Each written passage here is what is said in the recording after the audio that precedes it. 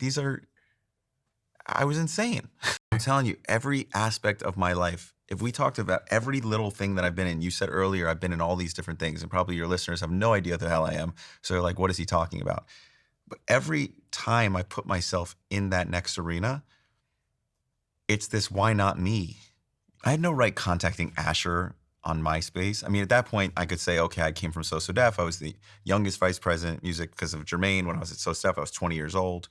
So I had the right, some credibility other people didn't have. But to tell him to drop out of college and move down to Atlanta, Georgia for be the first artist on my record label, to, find Justin in Canada and convince his mom and him to be on the first plane they'd ever been on to come down to Atlanta and meet me. I mean, I was 25 years old, 24 years old. Like I was insane.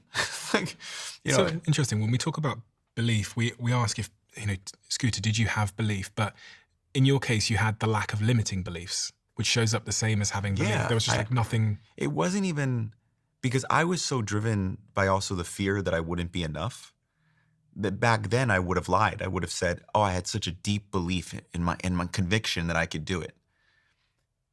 It was partially that, but it was also, why not me?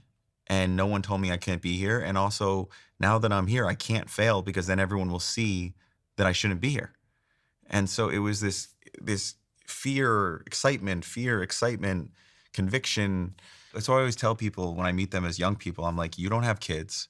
You can starve a little bit. Your parents want you to go the easiest route because they don't want to see you suffer. But now is the time when you should be suffering. If you want to go for it, now's the time when you don't have anyone to support where you can really, really go for it. Because later on in life, you got to think about other people. And back then, 19 years old to 24, let's go for it. And the second artist that you signed was called Justin Bieber.